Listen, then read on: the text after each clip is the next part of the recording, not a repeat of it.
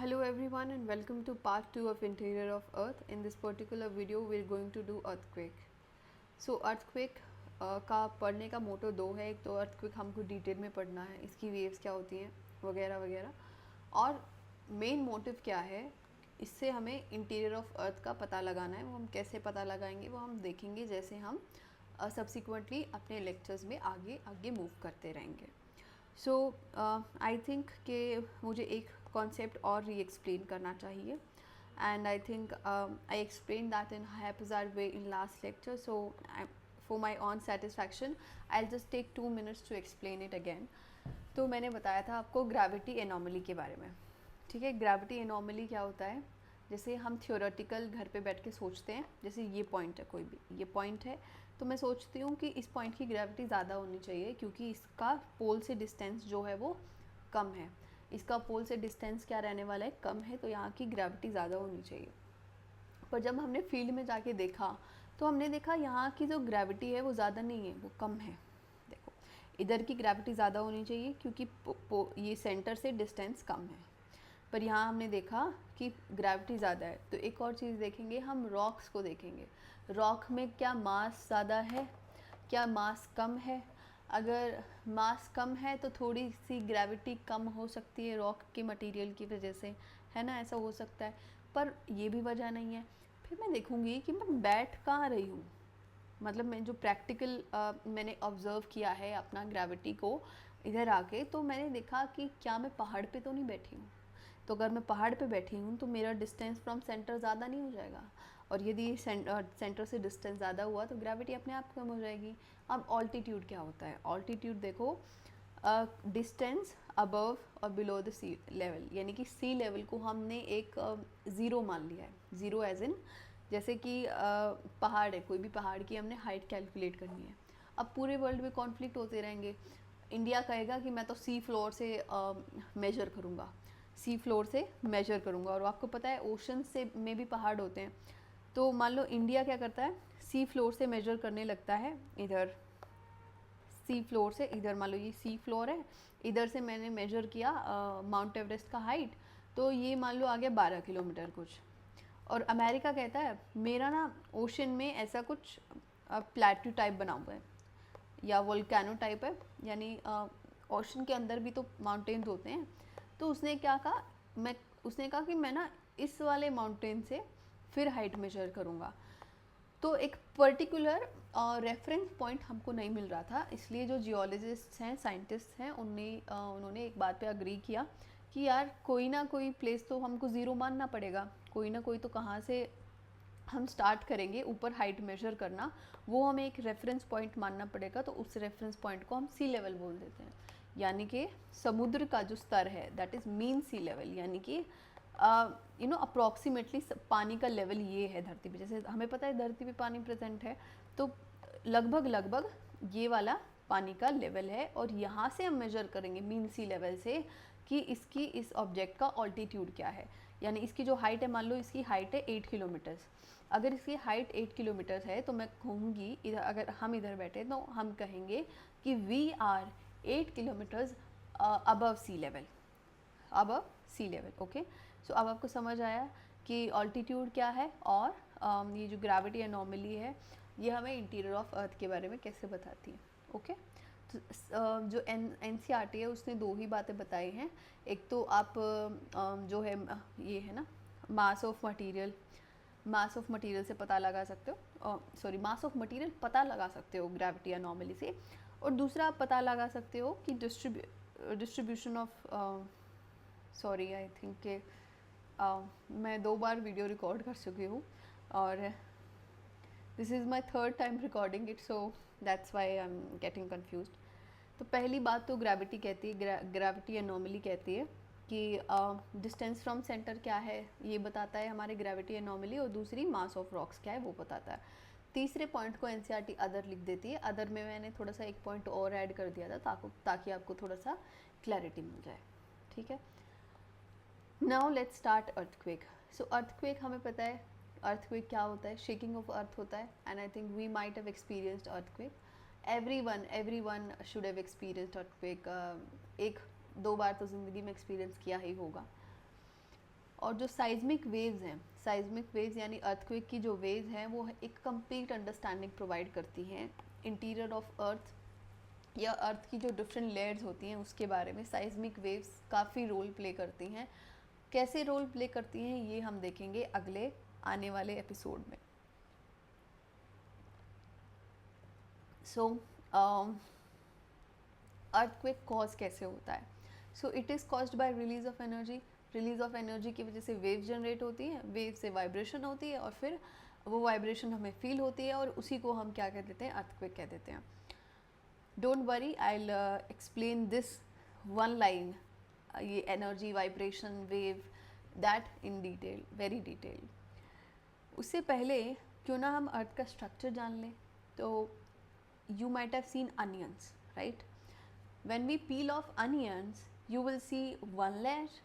We remove one layer, and if you even remove the second layer, you will see the third inner layer. ठीक है, ऐसे तो जैसे onion के different layers हैं, earth also has layers. We cannot peel off earth and see what's there because it's huge, and humans are just like ant in front of huge, humongous earth. So like we peel off onion, we see its different layers. Similarly, earth also has different layers. Like this, ये दीदी क्या कर रही है? She is removing the outermost layer. The outermost layer of earth is crust, right? So this is the outermost layer of earth, which is crust, and this layer of earth is like after crust. You're seeing what? You're seeing mantle. So like onion, earth also has 3 layers. And the second layer, which is mantle, can be subdivided into upper mantle, lower mantle. Core can be subdivided into outer core, inner core. जैसे कि अगर मैं एक और line draw कर दूँ इधर ऐसे, तो इधर इसको मैं अपर मेंटल बोल दूँगी, इसको मैं लोअर मेंटल बोल दूँगी, और इधर एक और लाइन ऐड कर दूँ तो ये आउटर कोर हो जाएगा, ये इनर कोर हो जाएगा। तो टोटल कितनी लेयर्स होगी? 1 2 3 4 5 लेयर्स हो गई। होती 3 है, इनको सब डिवाइड कर लो आप, ठीक है। तो जैसे अनियन पे दोबारा आते हैं। अगर अनियन को हम ऐसे कट करें, अगर अनियन को मैं इधर से बीच से ऐसे कट कर दूँ तो हमें कुछ ऐसा स्ट्रक्चर दिखाई देगा। हमें इसकी लेयर्स दिखाई दे रही है ना, ये सबसे अंदर वाली लेयर है, इससे बाहर वाली ये देखो डिफरेंट लेयर्स दिखाई दे रही है हमको। तो जैसे ये हमारा अर्थ है, अगर हम इसको बीच से ऐसे कट कर देते हैं, यानी इसका डाइसेक्शन देखते हैं, तो कट करना पॉसिबल नहीं है। तो बेटर वर्ड वुड बी कि इसका जब हम डाइसेक्शन देखते हैं तो ये ऐसा दिखाई पड़ता है हमको। ये कोर है, ये मेंटल है और ये आउटर मोस्ट क्रस्ट लेयर है। अब आप कहोगे ये क्रस्ट में ये सब क्या है, ये ब्रेक्स क्यों है क्रस्ट में? इसलिए क्योंकि क्रस्ट एक कॉन्टिन्यूस लेयर नहीं है, इसमें ब्रेक्स प्रेजेंट हैं। अब इस एक ब्रेक को मैं बोलती हूँ, मतलब सब बोलते हैं प्लेट। ये क्या है? Crystal plate, lithospheric plate, tectonic plate, एक प्लेट बोलते हैं। ये क्या है? वुडन ब्लॉक है एक टाइप से। जैसे ये वुडन ब्लॉक है ना, अगर आप एक और वुडन ब्लॉक को पानी में तैरा दो, इधर पानी में तैरा दो, तो ये ऐसे ही जैसे ये पानी के ऊपर फ्लोट कर रहा है ना ये वुडन ब्लॉक, ऐसे ही ये जो लिथोस्फेरिक प्लेट है, ये सबसे आउटर वाली जो लेयर की प्लेट है अर्थ की, वो मेंटल के ऊपर ऐसे फ्लोट करती हैं। अब इसको मैंने वुडन ब्लॉक बोल दिया, अगर मैं इसको वुडन प्लेट बोलूँ तो कोई अगर इसको वुडन प्लेट भी तो बोला जा सकता है। ऐसे ही इसको लिथोस्फेरिक प्लेट बोला गया, और ये फ्लोट किसके ऊपर कर रही है? मेंटल के ऊपर कर रही है। हालांकि ये पानी तो देखो प्योर लिक्विड होता है, पानी बहुत पतला होता है। जो मैग्मा का टेक्सचर होता है ना, वो लिक्विड नहीं होता, it's not pure liquid, it is said to be molten बोलते हैं हम उसको। सेमी सॉलिड टाइप का, कुछ सेमी लिक्विड टाइप का एक टेक्सचर होता है मैग्मा का। जैसे आप देखोगे जो आपका टूथपेस्ट होता है उसका जो टेक्सचर होता है ना, सेम टेक्सचर मैग्मा का होता है।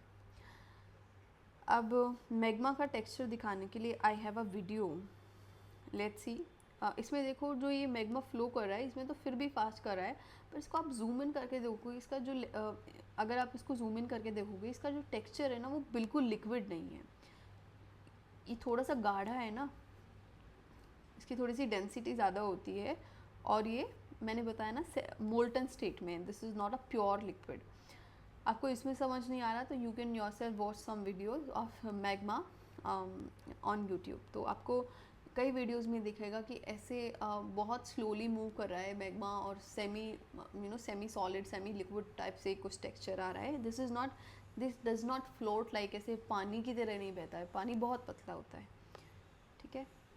सो इस मैग्मा के ऊपर हालांकि जो हम, अगर ये बिल्कुल पतला होता तो बहुत तेज़ तेज़ फ्लोट करती ना हमारी ये जो अगर मान लो पतला होता तो तेज़ बहाव होता मैग्मा का, अगर ये बिल्कुल ही पतला होता तो इसका तेज़ बहाव होता, और तेज़ होता तो ये आपस में टकराती रहती, और टकराती रहती तो ऊपर वाइब्रेशन आती, और अगर ये इतना पानी पानी जैसा होता तो अर्थ पे लाइफ शायद पॉसिबल ही ना हो पाती, क्योंकि ये जैसे ये टकराते हैं वाइब्रेशन होती है ऊपर, और ये जितने भी ह्यूमंस हैं, जितने भी एनिमल्स ऊपर हैं, वो कहीं ना कहीं अर्थक्वेक से कैजुअलिटीज़ तो होती है, तो इतना लाइफ पॉसिबल नहीं हो पाता अर्थ पे। तो मैग्मा का टेक्सचर कैसा होता है, थोड़ा सा गाढ़ा होता है। अब हम देखते हैं ये जो लिथोस्फेरिक प्लेट्स हैं, एक बार ना दोबारा पिक्चर में चलते हैं। तो ये जो पिक्चर आपको दिखाई दे रही है, अगर इसको मैं जूम इन करूँ तो इधर आपको क्या दिखाई देगा, इधर ये ऐसे, ये सिर्फ 2 प्लेट्स दिखाई दे रही हैं ना, सिर्फ 2 प्लेट्स हमको दिखाई दे रही हैं। तो ऐसे ही जूम इन करके देखते हैं, ये जो 2 प्लेट्स हैं ना, ये कैसे मूव कर सकती हैं, ये ऐसे एक दूसरे की तरफ भी मूव कर सकती हैं, और ये ऐसे एक दूसरे से दूर भी जा सकती हैं, या फिर ये ऐसे भी मूव कर सकती हैं, जिसको स्लाइड पास्ट बोलते हैं, जैसे एक ऊपर की तरफ जा रही है और दूसरी इस तरफ आ रही है, ठीक है। तो ये मूवमेंट्स हो सकती हैं टेक्टोनिक प्लेट्स की, और इसकी वजह से क्या होता है, स्ट्रेस जनरेट होता है। अब देखो, ये मैंने पहले रिकॉर्ड किया था, मैंने अभी बताया, एनीवेज क्या करें अब।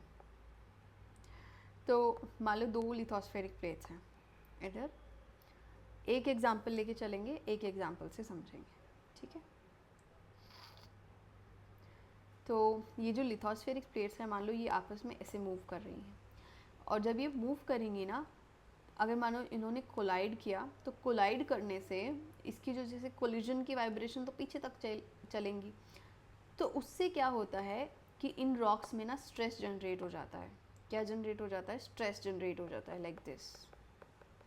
अब भैया ये स्ट्रेस क्या है, दोनों में स्ट्रेस जनरेट हो जाता है, like this. So you might have seen this structure, you might have seen this if you've ever been into village, or if you are someone who lives in village. So I spent my childhood in a village of Haryana, so that's why, इसलिए मुझे याद आया कि हाँ ये वाला example दिया जा सकता है। तो देखो, जब हम इसके लिए, ये जो चूल्हा होता है, इसके लिए लकड़ी लाते हैं, तो लकड़ी काफ़ी बड़ी बड़ी होती है ना, काफ़ी लंबी होती हैं वो, and I have seen my mother break these in order to put these wooden pieces, the wooden sticks into this stove, इस चूल्हे में।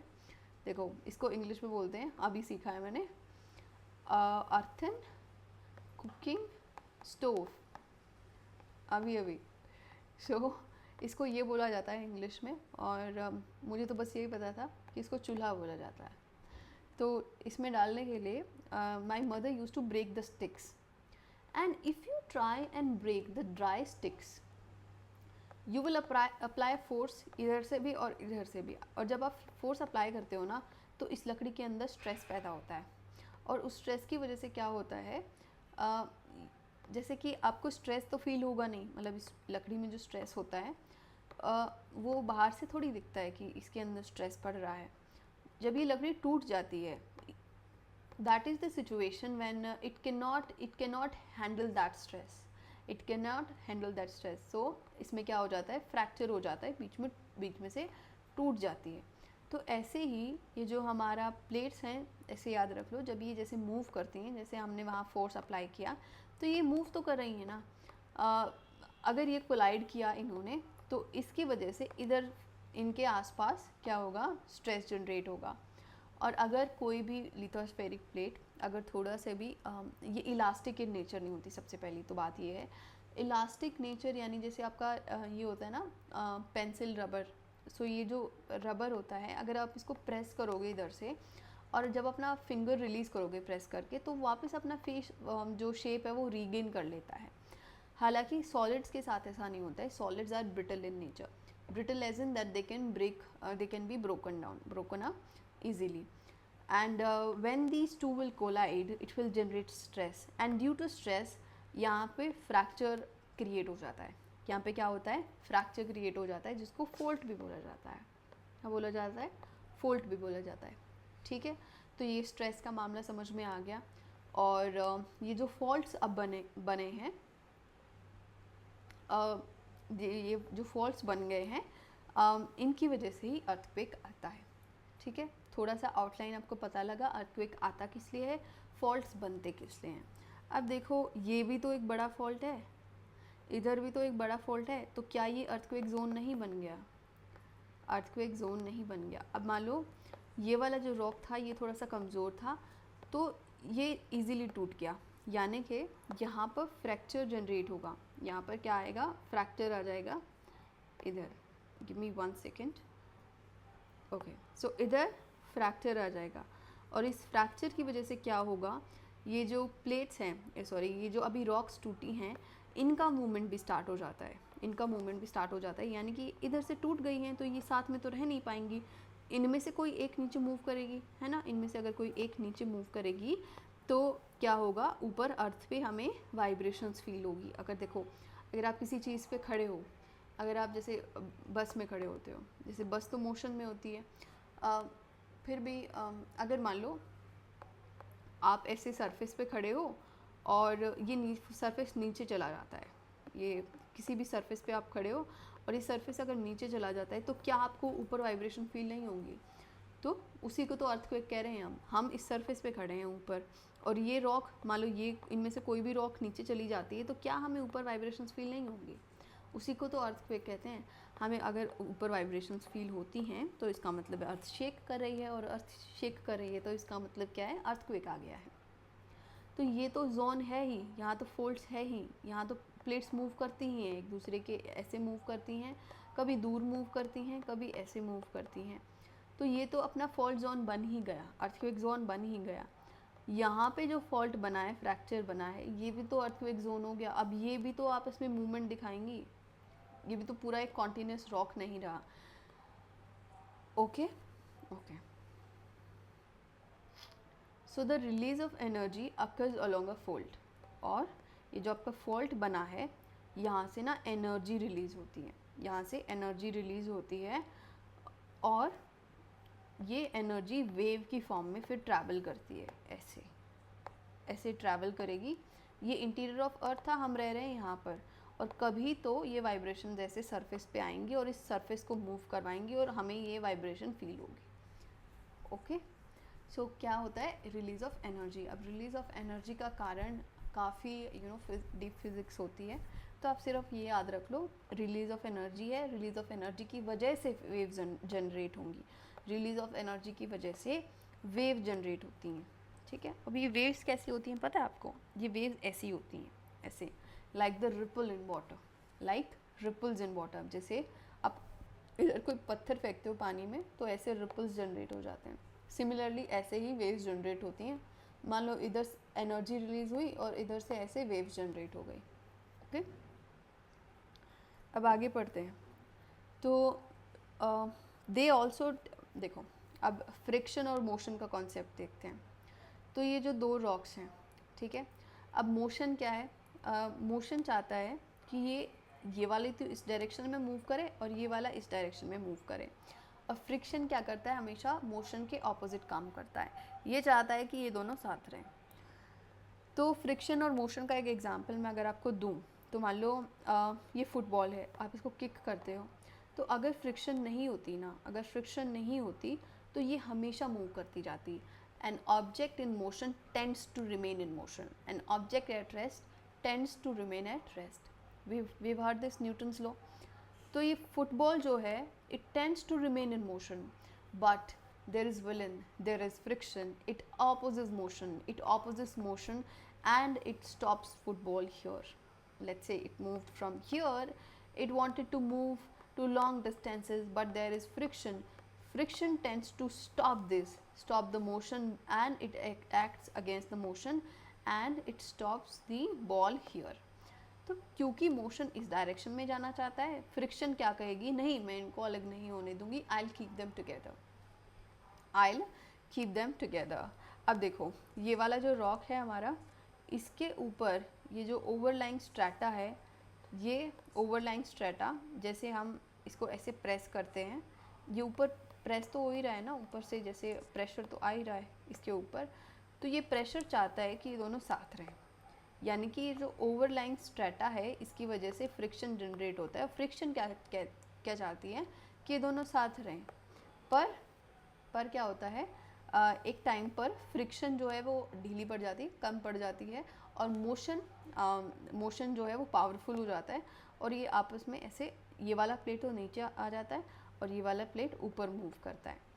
अब एक और बात आपको बताऊं, ये जो फॉल्ट जनरेट हो गया है ना, ज़रूरी नहीं है ये ऐसे ही मूव करें, ये ऐसे ही मूव करें, इनका मूवमेंट पता है अब कैसा होगा, इनका मूवमेंट ना ऐसा हो सकता है, ऐसा वाला, ये ऐसा मूवमेंट हो सकता है क्योंकि फॉल्ट जनरेट हो गया है, और रह तो मैग्मा के ऊपर रही है ना ये। देखो अगर आप पानी पे किसी भी चीज़ को फ्लोट करवाते हो, तो चाहे वो छोटा वुडन ब्लॉक हो चाहे वो बड़ा वुडन ब्लॉक हो, वो अगर जो जहाँ पे पानी का बहाव है, जहाँ अपस्ट्रीम डाउन स्ट्रीम, जहाँ भी डाउन स्ट्रीम जहाँ जा रहा है, तो वो दोनों उसी के साथ तो जाएंगे। तो जैसा मैग्मा मूव कराएगा वैसा ही ये बड़ा वाला फॉल्ट, जैसे टेक्टोनिक प्लेट वाला फॉल्ट मूव करेगा ये इधर वाला, और ऐसा ही छोटा फ्लॉट मूव करेगा। मैग्मा को क्या है, वो तो एक डायरेक्शन में मूव कर रहा है। अब मैग्मा का मूवमेंट भी हम देखेंगे कैसे होता है, तो इनका भी मूवमेंट ऐसे ही होता है, इतना डेप्थ में नहीं है हमारे सिलेबस में। हमारा सिलेबस में बस यही है कि ये दोनों जो हैं ये ऑपोजिट डायरेक्शन में मूव करेंगे। अब बुक में देखें क्या पढ़ा है, क्या लिखा है। तो rocks along the fold tend to move in opposite directions, they tend to move in opposite directions. ये वाला डायरेक्शन और ये वाला, ये दो रॉक्स है ना, ये चाहती हैं कि मैं इस डायरेक्शन में मूव करूं और ये उस डायरेक्शन में मूव करें। एज द ओवरलाइंग स्ट्रैटा, ये जो ओवरलाइंग स्ट्रैटा है, ये वाला जो एक लेयर को स्ट्रैटा बोल देते हैं, दिस ओवरलाइंग स्ट्रैटा ये क्या करता है, उनको प्रेस करता है, ऊपर से प्रेस करता है, और फ्रिक्शन जो है it locks them together. Friction क्या चाहती है कि ये दोनों मूव ना करें। हावेवर इनका जो टेंडेंसी है टू मूव अपार्ट, यानी कि मोशन पावरफुल हो जाता है। The tendency to move apart at some point, किसी पॉइंट पर फ्रिक्शन को हरा देगा मोशन, और इट ओवरकम्स फ्रिक्शन, ठीक है, at some point of time it overcomes friction. As a result ये जो हैं ये डिफॉर्म हो जाते हैं, यानी कि थोड़ा सा एक दूसरे से पृथक हो जाते हैं, अलग हो जाते हैं। Blocks get deformed and eventually they slide past one other abruptly. Abruptly, अब इसमें स्लाइड पास्ट लिखा है। स्लाइड पास्ट कौन सा मूवमेंट होता है, स्लाइड पास्ट कौन सा मूवमेंट होता है, ये वाला होता है ना, ये वाला स्लाइड पास्ट मूवमेंट होता है, इधर और इधर। अब मैंने बताया फॉल्ट भी इनमें से किसी भी डायरेक्शन में मूव कर सकता है। आप टाइप ऑफ फॉल्ट देखोगे ना, आपको दिखेगा डाइवर्जेंट फॉल्ट, ये कन्वर्जेंट। हालांकि स्लाइड पास्ट है अगर अपने सिलेबस में, तो सिर्फ स्लाइड पास्ट याद रखेंगे। क्या याद रखेंगे, सिर्फ स्लाइड पास्ट करती है। और स्लाइड पास्ट कब करती है, जब फ्रिक्शन को मोशन हरा देता है, तब स्लाइड पास्ट करती हैं ये आपस में। ये जो अभी फॉल्ट जनरेट हो गया इसकी वजह से ये जो दो रॉक्स हैं ये आपस में स्लाइड पास्ट करती हैं, ठीक है। और इसकी वजह से क्या होता है, इसकी वजह से क्रैक जो हुआ, फॉल्ट जो बना, ये फ्रैक्चर जो हुआ रॉक में, ये वाला जो फ्रैक्चर हुआ, इसकी वजह से रिलीज ऑफ एनर्जी होगी। मान लो फ्रैक्चर इस लाइन से इधर इस पॉइंट से शुरू हुआ था, तो यहाँ पे एनर्जी रिलीज होगी। अब ये एनर्जी ट्रैवल करेगी, इधर तो ट्रैप नहीं होगी, अब ये फ्री हो गई है, इसको कहीं से कहीं बाहर निकलने का रास्ता चाहिए, है ना। तो ये जैसे कि अगर आपको किसी प्लेस पे जाना है, मान लो अगर आपको गुड़गांव जाना है, कहाँ से, दिल्ली से गुड़गांव आना है आपको, आप दिल्ली हो और आपको गुड़गांव आना है, ठीक है। तो आपके पास कई ऑप्शंस हैं। आप बाइक से आ सकते हो, आप स्कूटी से आ सकते हो, आप गाड़ी से आ सकते हो, ठीक है। तो एनर्जी जो है, एनर्जी का, अब एनर्जी को भी ऊपर आना है भैया, ये रिलीज़ हो गई है, अब ये फ्री हो गई है, अब उसको फ्रीडम मिल गई है ना। तो अब ये चाहती है कि ये ऊपर आए, तो ये कैसे ट्रैवल करेगी, ये सोचती है कि मैं ना वेव्स पे ट्रैवल करूँ। जैसे आप गाड़ी से, मान लो आप गाड़ी से आ गए दिल्ली से गुड़गांव, तो एनर्जी चाहती है कि ये ना वेव से ट्रैवल करके ऊपर आए। तो वेव की फॉर्म में एनर्जी यहाँ पर सरफेस तक आती है और ये ऊपर आके भी वेव जनरेट करती है और वही वेव्स हमको फील होती हैं और उसी को हम अर्थक्वेक बोल देते हैं। उसी को क्या बोल देते हैं? अर्थक्वेक बोल देते हैं। वेव्स को भी हम पढ़ेंगे डिटेल में, ठीक है। सो कहाँ गए थे हम? So the point where energy is released is called focus. The point जहाँ पे एनर्जी रिलीज होती है उसको फोकस बोलते हैं। Focus of earthquake, that is the focus of earthquake and also known as hypocenter. So focus is also known as hypocenter. Focus is a point where energy is released. Focus is the point where energy is released, and focus alternatively is also known as hypocenter. This is the thing that you have to remember. Now the energy waves, as I said, that energy will now travel in the form of waves. So the energy waves traveling in different directions reach at the surface. They obviously travel in different directions and at a point ऐसा आता है कि वो surface पर reach करती हैं, ठीक है। अब देखते हैं, जैसे कि मान लो इधर fracture हुआ, ये fault line बन गया आपका।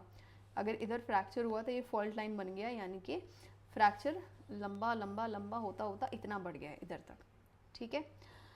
तो आपकी कोई चीज़ टूट जाती है, मान लो आपने कभी प्लास्टिक का टॉय ख़रीदा है, तो क्या वो वापस हम, जैसे कि उसमें क्रैक तो रह ही जाता है ना, अगर हम उसको जोड़ने की ट्राई भी करते हैं तो क्रैक तो रह ही जाता है। तो अगर आपका टॉय टूट गया तो क्या वो एक साथ रह सकता है? दोबारा अलग अलग हो जाएगा, है ना, टूट जाएगा। जैसे इधर इतना टूट गया, इतना क्रैक उसमें आ गया है, तो फिर भी साथ में तो रहेगा नहीं वो।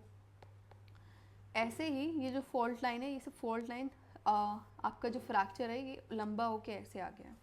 अब यहाँ पे एनर्जी रिलीज़ हुआ था। एनर्जी किस रिलीज़ हुआ था? मैंने बताया आपको, काफ़ी डीप फिजिक्स है, तो बस याद रख लो कि एनर्जी रिलीज़ होता है फोकस पे। और अब एनर्जी सोचता है कि यार मुझे ना ऊपर सरफेस तक जाना है मुझे, तो ये कैसे जाएगा? ये वेव्स की फॉर्म में जाएगा। कैसे जाएगा? वेव्स की फॉर्म में जाएगा यार, ओके, वेव्स की फॉर्म में जाएगा। ये वेव्स ऐसे जनरेट होती हैं, जैसे रिपल्स जनरेट होते हैं वाटर में, ऐसे ऐसे। और एक पॉइंट ऐसा आता है, जैसे ये सरफेस है, ये ट्रीज़ है ना, यहीं हम रह रहे हैं, ये हमारा घर है, ऐसे हट, या दिस इज़ हट, दिस इज़ आवर होम। तो एक पॉइंट ऐसा आता है दैट दिस वेव, ये जो वेव होती है, ये it touches the surface, it touches the surface. तो this particular point is known as epicentre. This is focus from where energy is released, and this is epicenter. Epicenter is the point where the wave, it touches surface for the first time. ठीक है, it touches surface for the first time. You will see ma'am, this can also be wave. देखो मैंने बोला है कि first time surface कब touch हो रहा है, this is the, देखो सबसे पहले ये वाला wave generate होगा, फिर ये वाला, फिर ये, फिर ये, फिर ये। तो ये 7th नंबर वाला है, ये जो 8th नंबर वाला वेव है ना इधर, ये तो इसके बाद जनरेट होगा, ये 7th के बाद ही तो जनरेट होगा। इससे पहले तो 7th ने टच कर लिया सरफेस को, ठीक है। So epicentre is the first to experience earthquake का जो वेव्स होती हैं। एपिसेंटर इज़ द पॉइंट जहाँ पे ह्यूमंस को सबसे पहले अर्थक्वेक फील होता है। Epicentre is the place where humans, हमें फील होती है अर्थक्वेक की waves. We experience earthquake wave for the first time on the epicenter, and it is also the point which is directly above focus. It is also a point which is directly above focus, Now this is the point which you need to remember, that it is the point on surface which is nearest to focus. अब देखो ये focus है, और अगर आप इससे surface पे जाते हो तो ये ना एक और बना लेती हूँ, तो कोई भी इसी से बना लेते हैं। मान लो एक पॉइंट ये है, एक पॉइंट ये है, तो यहाँ से भी तो देखो सरफेस टच कर रहा है ये, पर ये यहाँ भी तो ये जो वेव है अर्थक्वेक का वेव, ये भी तो सरफेस को टच कर रहा है, पर ये जो फोकस और एपिसेंटर का डिस्टेंस है ना, ये सबसे कम होगा, ये डिस्टेंस ज़्यादा हो जाएगा, ये वाला डिस्टेंस भी ज़्यादा हो जाएगा। So the point on the surface which is nearest to the focus, इसका मतलब epicentre is also a point on surface which is nearest to the focus. ये पॉइंट्स तो हमको याद रह जाते हैं, इसको हम भूल सकते हैं। तो हमको एक तो ये पॉइंट है जहाँ पे सबसे पहले हमको अर्थक्वेक एक्सपीरियंस होता है, epicentre, and also it is a point which is directly above the focus, and also it is the point on surface It's also that point on surface which is nearest to the focus, which means that epicentre से focus का distance सबसे कम होता है, ठीक है। ये ऐसा point है सरफेस का जिससे हम फोकस का डिस्टेंस मेजर करें तो वो सबसे कम आएगा। मान लो इधर भी टच कर रहा है, इधर भी टच कर रहा है अर्थक्वेक का वेव, तो एक्सपीरियंस तो यहाँ भी होगा हमको, अर्थक्वेक यहाँ भी तो होगा, पर इनका डिस्टेंस जब हम देखेंगे तो वो ज़्यादा आएगा। सबसे कम डिस्टेंस किसका आएगा? अ पॉइंट ऑफ सरफेस जिसका डिस्टेंस सबसे कम आएगा फोकस से, वो एपिसेंटर होता है, ठीक है। ओके। सो अब जैसे कि मैंने आपको बताया, ये आप रिपल ऑफ वाटर जब जनरेट होता है, आप पत्थर डालोगे तो सबसे पहले ये वाली वेव जनरेट होती है, फिर ये ऐसे बाहर जाती है ना वेव्स। तो ऐसे ही ये जो हमारा 7th नंबर वाला वेव है, यही तो सबसे पहले टच करेगा, 8वां तो बाद में टच करेगा। और अगर 7th ने सरफेस को पहले टच कर लिया तो ये वाला पॉइंट क्या बन जाएगा? एपिसेंटर बन जाएगा, because this becomes the first point where earthquake wave touches the surface. I hope I'm able to make you clear this concept. Then what is lithosphere? So lithosphere का NCERT लिखती है कि it's a portion of depth, like this is earth, and when you go 200 kilometers below the earth, for example, let's say, okay, so let's say you go here till here, this is 200 kilometers, this portion of earth is known as lithosphere, okay। as I was saying कि lithospheric plates, तो ये lithosphere ही टूटा हुआ है plates में, ठीक है, और यही प्लेट्स मूव करती रहती हैं मैग्मा के ऊपर। तो lithosphere क्या है? It's the portion of depth up to 200 kilometers, and this is important that all natural earthquakes, I'm sorry for the background voice, just give me 1 minute, I close the door, just 1 minute.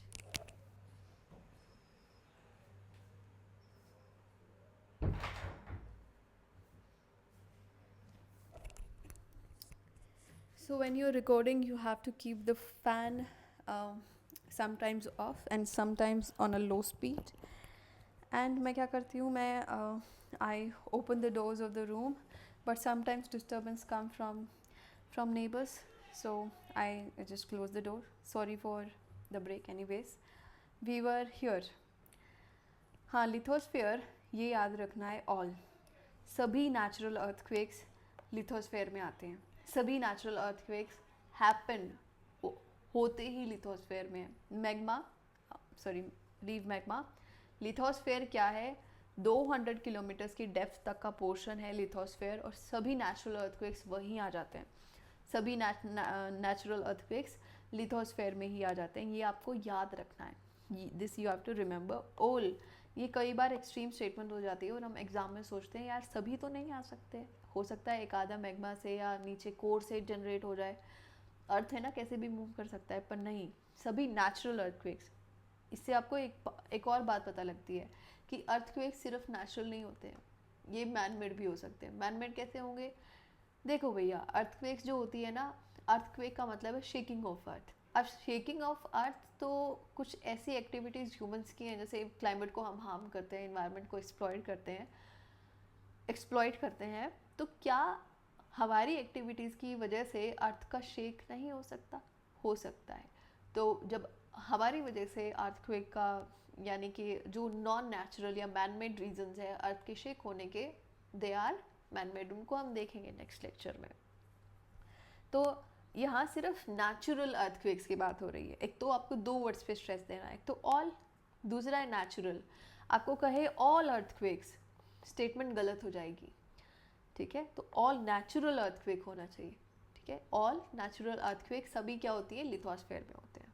Okay, अब हम पढ़ते हैं साइज्मोग्राफ के बारे में। Seismograph, also pardon me if I mispronounce some of the geology और geography terms, because geography is not my background and I'm still learning how to pronounce geography words. So this is seismograph. I have learned its pronunciation separately from Google. So seismograph, it records the waves reaching to the surface. कैसे record करता है भैया? ये क्या है? ये एक instrument है, देखो ये जो सपोर्ट है ये हमने इसको अर्थ पे अटैच किया है, सरफेस पे। अब जो सरफेस पे वेव आएगी, जब वो वेव आती है इसकी वजह से ये वाइब्रेट करता है, इसकी वजह से साइज्मोग्राफ का ये हमने बल्ब टांगो इधर इस बल्ब के नीचे छोटा सा निब लगा दिया, जैसे पेन का हमारा पॉइंट होता है ना, ऐसे छोटा सा निब लगा दिया है। और जब अर्थक्वेक आता है ये बॉल टाइप ये क्या करता है, वाइब्रेट करता है। ये कभी इधर मूव करता है और कभी इधर मूव करता है। और ये जो है ना आपका this cylinder like structure, cylindrical structure, ये क्या करता है, ये हमेशा रोल करता रहता है। ये ऐसे मोशन में होता है हमेशा ऐसे, ठीक है, ये ऐसे रोल करता रहता है इधर। तो ये रोल करता रहेगा और ये जैसे आगे पीछे रोटेट वाइब्रेट करता है, तो ये जो पॉइंट है ना ये क्या कर देगा, ड्राइंग बना देगा। ये प्लेन शीट लगाई हुई है हमने इसके ऊपर, ये प्लेन शीट है ना, प्लेन पेपर, और ये जब रोटेट करेगा तो इसके ऊपर ऐसी कुछ ड्राइंग बना देगा। और इससे हमें पता लगता है वेव्स के बारे में, यानी कि पहले कौन सी वेव आई, बाद में कौन सी वेव आई। और इस पेपर को हम निकालेंगे, जब इस पेपर को निकाल के सीधा करके देखेंगे ना, तो हमको कुछ ऐसा कुछ दिखाई देगा। पी वेव दिखाई देंगी, एस वेव दिखाई देंगी और सरफेस वेव्स दिखाई देंगी। अब देखो भैया, इस पे क्वेश्चन आए, ये अराइवल टाइम है, इसका मतलब है अराइवल टाइम क्या है, पी वेव जो है वो पहले आती है, पहले फील होती है सरफेस पे, एस वेव्स बाद में फील होती हैं, और सबसे लास्ट कौन सी वेव फील होती है, सरफेस वेव। अब आपसे ऐसे ऑर्डर भी पूछा जा सकता है, ऐसे करके दे देंगे, ठीक है, या फिर ऐसे करके दे देंगे और पूछेंगे कौन सा ठीक है, क्योंकि ऐसे पूछा है ना कि P waves are the first to record and seismograph the correct statement. ये यूपीएससी का प्रीवियस ईयर क्वेश्चन ही है, मैंने आपको दिखाया भी था। तो ये अराइवल टाइम पी वेव्स का सबसे पहले कौन सी वेव्स आ जाती हैं, पी वेव्स को ना अभी डिटेल में पढ़ेंगे। पर इसमें एक और वर्ड मेंशन्ड है, एम्पलीट्यूड, एनसीईआरटी में। अब क्योंकि एनसीईआरटी में मेंशन्ड है और इस डायग्राम से पहले सवाल आ चुका है, तो एम्पलीट्यूड भी देख ही लेते हैं, एम्पलीट्यूड क्या होता है। देखो, इस वेव को जब हम जूम आउट करके देखेंगे, दूर से तो हमको ऐसे दिखाई दे रहा था, ऐसे ऐसे कुछ, जब हम उसको जूम आउट करके देखते हैं थोड़ा सा, या मैं इसको थोड़ा सा जूम इन करके, जूम आउट नहीं जूम इन, तो इसको थोड़ा सा मैं एक और ऐसे भी तो हो सकती है ना, ये ऐसे कुछ है ना। अगर इसको और जूम इन करेंगे तो क्या ये कुछ ऐसी नहीं दिखाई देगी, दिखाई देगी ना। ये देखो, ये एक रेफरेंस पॉइंट काइंड ऑफ होता है, ये नीचे वाली लाइन कुछ रेफरेंस पॉइंट होता है, और यहाँ से जो आपका वेव का डिस्टेंस होता है, या डिस्टेंस ये हाइट होती है वेव की, ये दिस ये वाली हाइट, ये वाली इधर, और ये नीचे भी, ये इसकी हाइट हो गई ना यार, ये हाँ, ये इसकी हाइट हो गई, ये इधर, ये इस हाइट को इधर से ऊपर तक, इधर से नीचे तक, इसको एम्पलीट्यूड बोला जाता है। इसको क्या बोला जाता है, एम्पलीट्यूड ऑफ अ वेव। कोई भी वेव, दुनिया में कोई भी वेव हो, उसका ये रेफरेंस पॉइंट जो है हमारा, उससे ये जो ऊपर या नीचे वाली हाइट होती है उसको एम्पलीट्यूड बोलते हैं, ठीक है। एम्पलीट्यूड का कॉन्सेप्ट समझ में आ गया। अभी एम्पलीट्यूड दर्शाता क्या है, ये मैंने नीचे लिखा है कि ये हमें दर्शाता है, क्या दिखाता है ये हमको, it tells us the strength of ground shaking. अगर ये एम्पलीट्यूड ज़्यादा है ना, अगर ये एम्पलीट्यूड यानी हाइट, अगर ये हाइट यहाँ तक होती, तो इसका मतलब है ग्राउंड बहुत ज़ोर से शेक हुआ है, यानी कि अर्थक्वेक का मैग्नीट्यूड बहुत ज़्यादा था भैया। अर्थक्वेक का मैग्नीट्यूड क्या था, बहुत ज़्यादा था, ठीक है। इधर अगर ये मान लो इधर ऊपर, इधर ऐसे होता है ना, बहुत लंबा बहुत ज़्यादा एम्पलीट्यूड होता, तो इसका मतलब है कि जो ग्राउंड की शेकिंग है ना, वो it has been very strong, so it represent or it tells us about the strength of ground. So this is the only information, this line is the only information which I want you to remember apart from NCERT। मतलब NCERT के बाहर से सिर्फ ये एक line का ऐसा information है जो मैं चाहती हूँ कि आप याद करो, आप इसको याद करो, ताकि एक तो कॉन्सेप्ट क्लियर हो और दूसरा ऐसा कोई क्वेश्चन आए तो हम सॉल्व कर दें, ठीक है। क्योंकि यहाँ से क्वेश्चन आया है ना, और यहाँ एम्पलीट्यूड भी मेंशन्ड है, तो एक बार देख ही लेते हैं। अब बात करते हैं अर्थक्वेक वेव्स के बारे में। अर्थक्वेक वेव्स के बारे में। तो अर्थक्वेक की जो वेव्स है वो ब्रॉडली दो टाइप की होती हैं, एक तो बॉडी वेव्स और दूसरा सरफेस वेव्स। अब अर्थ का स्ट्रक्चर ड्रॉ करें, अगर मैं आपका अर्थ का स्ट्रक्चर बनाती हूँ, तो ये तो अर्थ का बाहर का स्ट्रक्चर है, क्या बन गया, ये अर्थ का, ये देखो सबसे बाहर वाली लेयर है, ये क्या है, सरफेस बन गया अर्थ का, ये हमारा क्रस्ट बन गया, this is also known as surface. और ये जो अंदर वाला पोर्शन है, ये जो अंदर वाला पोर्शन है, इसको अर्थ की बॉडी बोलते हैं, इसको अर्थ की बॉडी बोलते हैं। जैसे हमारा सबसे आउटर वाला लेयर कौन सा, हमारी स्किन है, हमारी स्किन है, और हमारा जो इनर वाला पोर्शन है उसको हम इनर पोर्शन बोल दें, तो ठीक है। इसको बाहर वाली, इसकी स्किन को, अर्थ की स्किन को क्या बोलते हैं, सरफेस बोलते हैं। और ये जो अंदर रह गया, ये अर्थ का पूरा बॉडी, ये अर्थ का पूरा बॉडी है। और ये जो बाहर वाला थिन लेयर है, this is known as surface waves. तो कुछ ऐसी वेव्स है जो यहाँ होंगी और कुछ ऐसी वेव्स है जो यहाँ होंगी, ठीक है। तो अब हम देखते हैं इनको थोड़ा सा डिटेल में, कहाँ क्या होगा। जो बॉडी वेव है, they are generated due to release of energy at focus and move in all direction travelling. देखो अगर मैंने अपने नोट्स में कहीं भी THRU लिखा है तो इसका मतलब है थ्रू, ये शॉर्ट फॉर्म है जो मैं यूज़ करती हूँ। और अगर आपको कहीं ये वर्ड W के नीचे ऐसे डैश या ऐसे W सर्कल में दिखे तो इसका मतलब है विद, क्या मतलब है, विद। और अगर आपको कहीं U के अंदर ऐसे नीचे ऐसे डैश दिखे तो इसका मतलब है अंडर, ठीक है। मैं आपको बता रही हूँ। तो ये पता नहीं कैसे रब हो गया है, इसको पूरा कर देते हैं। generated due to release of energy at focus and move in all directions traveling through the body of earth। देखो इसको ना अर्थ को ड्रॉ करके थोड़ा सा देखते हैं, ओके। तो हमें पता है लिथोस्फेयर में अर्थक्वेक्स आते हैं, तो क्यों ना सिर्फ लिथोस्फेयर ही ड्रॉ कर लिया जाए, क्या कहते हो, ठीक है। सिर्फ लिथोस्फेयर को ड्रॉ कर लेते हैं। ये मान लिया लिथोस्फेयर है, इसमें मैंने थोड़ा सा मोटा इसलिए बनाया ताकि हम समझ सके, हालांकि लिथोस्फेयर काफ़ी पतला होता है। और लिथोस्फेयर क्या है, सरफेस से हम 200 किलोमीटर नीचे जाते हैं, वो वाला डिस्टेंस। जैसे सरफेस है, इधर से 200 किलोमीटर नीचे, इधर से 200 किलोमीटर, इधर से भी 200 किलोमीटर, ऐसे ये वाला पोर्शन क्या है, लिथोस्फेयर। ये वाला पोर्शन क्या है, लिथोस्फेयर है। तो देखो बॉडी वेव्स ऐसी वेव्स हैं, ये अर्थ का बॉडी है पूरा, ठीक है। तो अगर इधर फ्रैक्चर हुआ, इधर फ्रैक्चर हुआ, इधर ऐसे फ्रैक्चर हुआ और फॉल्ट जनरेट हुआ, या इसी पॉइंट पे एनर्जी रिलीज होगी और इसी पॉइंट से ही हमारा अर्थक्वेक की वेव्स जनरेट होंगी। और वेव्स कैसे जनरेट होंगी, क्या वेव्स ऐसे जनरेट नहीं होंगी यार, ये सर्कल, ठीक है, ऐसे जनरेट होंगी, ऐसे जनरेट होंगी। और ये जो वेव्स है ये ट्रैवल करती हैं through out the body of earth. अब आपको समझ आया, ये अर्थ का बॉडी है ना, दिस इज, ये ऊपर जहाँ ये यहाँ ये येलो सर्कल ख़त्म हो रहा है, ये तो सरफेस हो गया, ये वाला, ये इधर तो हम जैसे अर्थ के ऊपर रहते हैं ना, ये वाला पोर्शन तो सरफेस हो गया।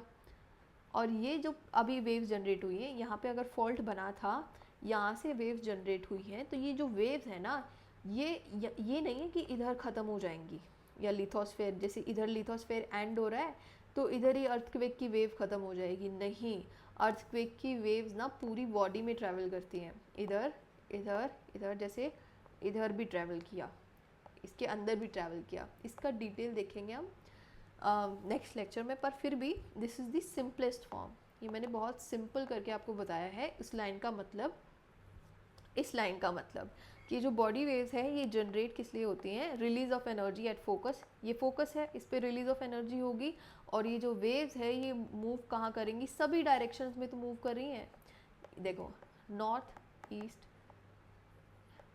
सभी डायरेक्शंस में मूव कर रही हैं, है ना, थ्रू आउट दी बॉडी। ये जो अर्थ का बॉडी है अंदर, सभी पूरी बॉडी में मूव किया इन्होंने, ठीक है। सो ये जो बॉडी वेव्स हैं, ये जब सरफेस की रॉक्स भी ड्रॉ कर लेते हैं एक बार। सो रॉक्स को थोड़ा सा सिल्वर कलर से बनाने की कोशिश करते हैं. I think this would be better. तो ये मान लो इधर.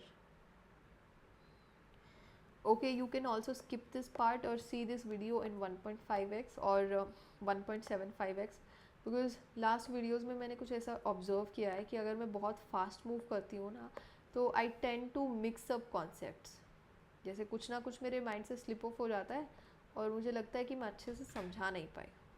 सो these are the surface rocks. These are surface rocks, the silver color.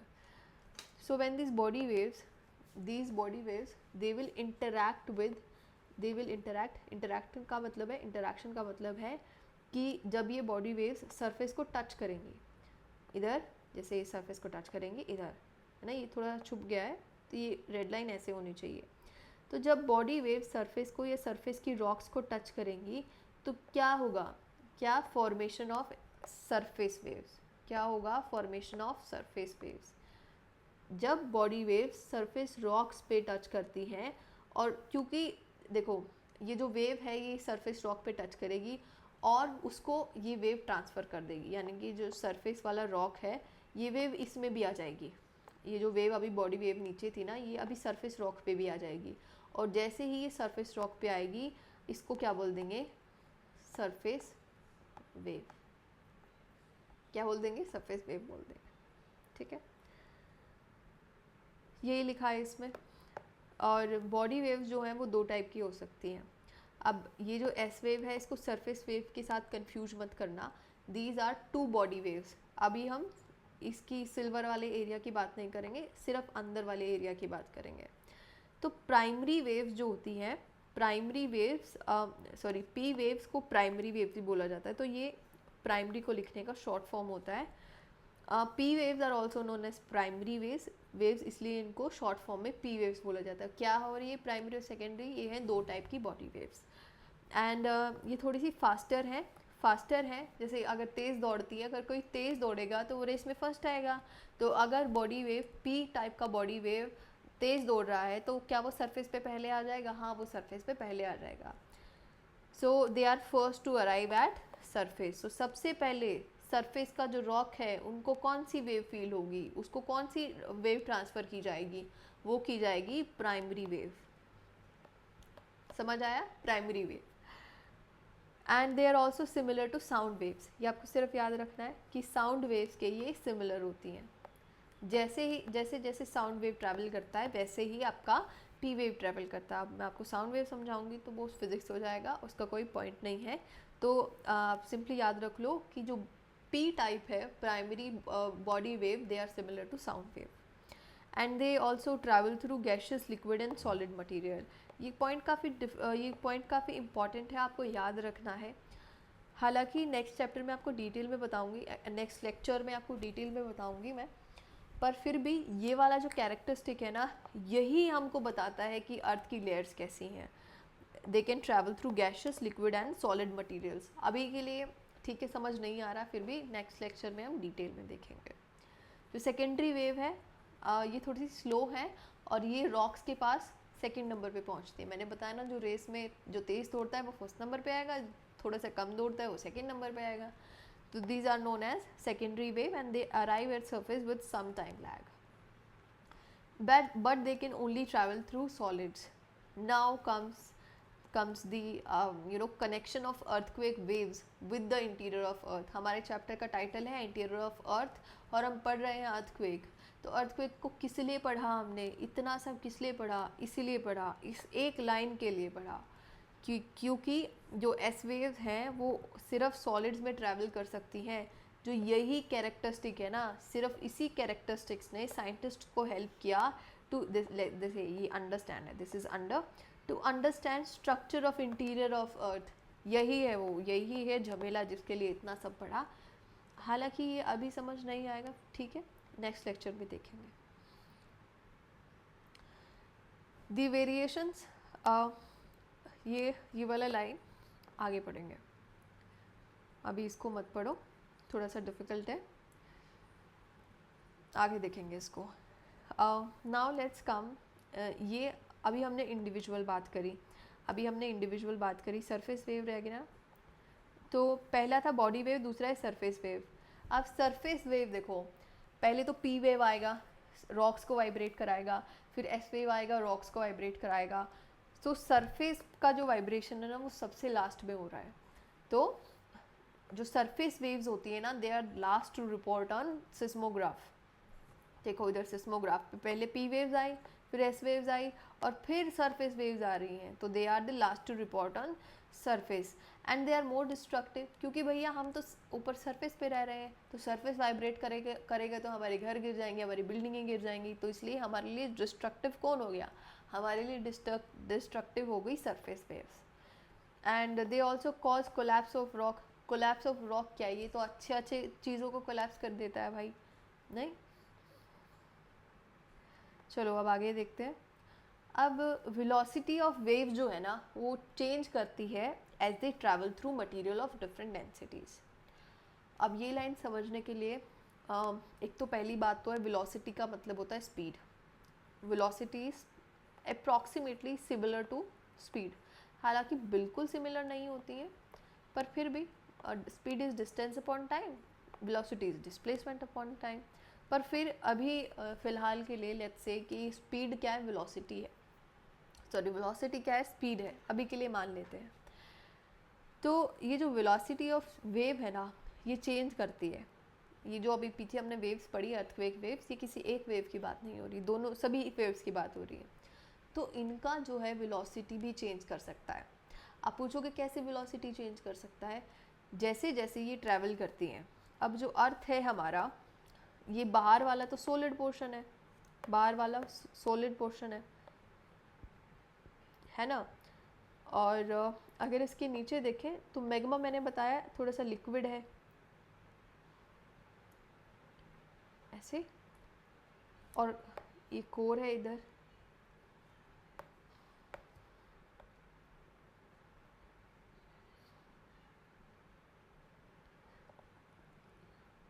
तो जैसे बाहर वाला लेयर जो है crust, that is solid, magma is liquid. और हम जहाँ ऊपर रहते हैं तो कई जगह ऐसे आ सकते हैं, यहाँ पे रॉक्स हैं, नीचे रॉक है, ऊपर पानी है, तो मीडियम तो चेंज हो रहा है ना, सॉलिड कहीं पे लिक्विड है, कहीं पे सॉलिड है, कहीं पे लिक्विड है।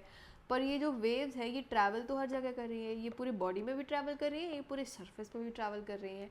अब जैसे जैसे ये वेव्स ट्रैवल करती हैं ये इनकाउंटर करती हैं different mediums of matter, sorry different mediums. और ये मीडियम्स क्या है? सॉलिड, लिक्विड, गैस हो सकता है। तो जैसे सॉलिड और लिक्विड में इनकी जो है स्पीड चेंज हो जाती है। अब भागने का ट्राई करो, ठीक है? अगर आप भागने का ट्राई करोगे, आप पानी पे भागने का ट्राई करो, पानी के अंदर, सॉरी, जैसे आप अंडर वाटर अगर आप भागने का ट्राई करते हो तो पानी में भागना मुश्किल होता है, जैसे विद ऑक्सीजन सिलेंडर ऑब्वियसली। मान लो ये स्विमिंग पूल है, ये इसका फ्लोर है, और आपको यहाँ रेस लगानी है नीचे पैदल, ठीक है? और आपको एक वही रेस कंप्लीट करनी है, 2 किलोमीटर का डिस्टेंस कंप्लीट करना है बाहर एयर में, जैसे सिंपल ग्राउंड में। तो आप कौन सा वाला जल्दी कंप्लीट कर लोगे?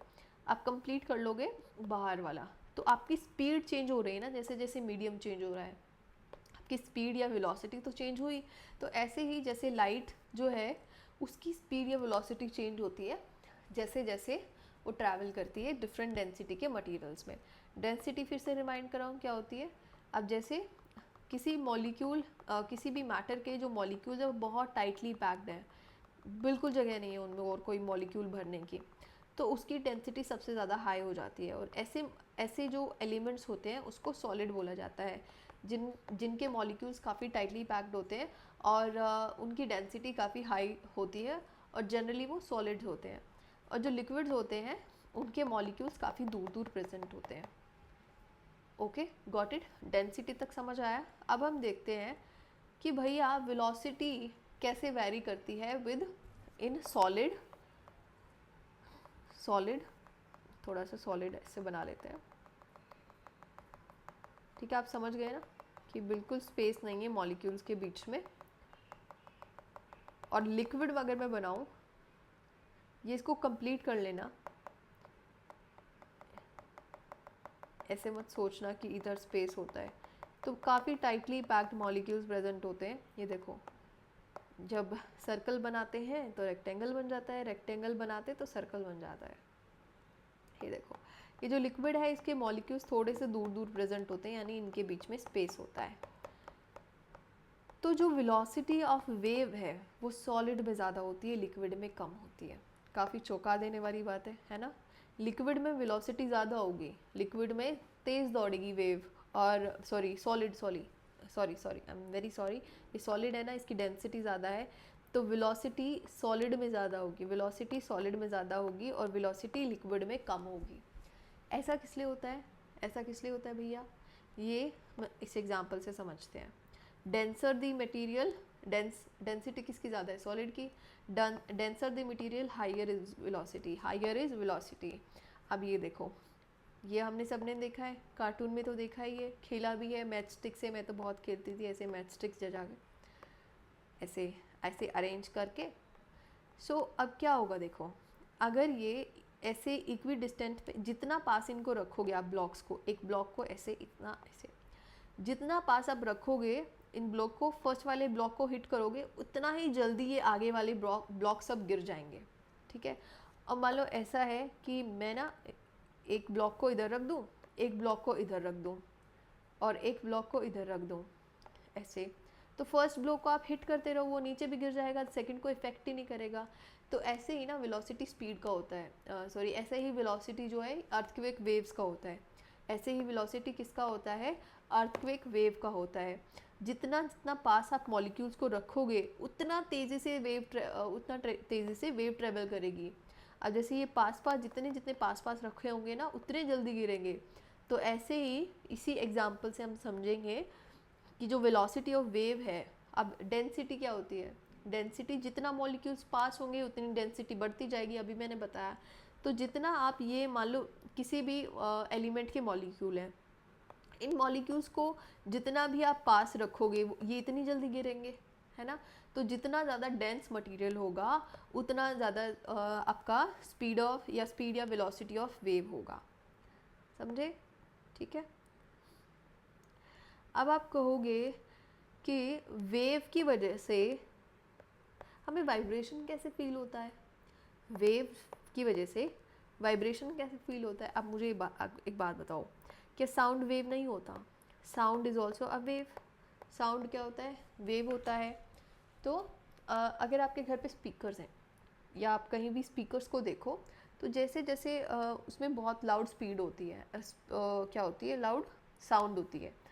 तो जैसे वो साउंड वेव की फॉर्म में बाहर आती है, तो क्या स्पीकर्स वाइब्रेट नहीं करते, वेव की वजह से वाइब्रेशन कॉज होता है ना स्पीकर्स में।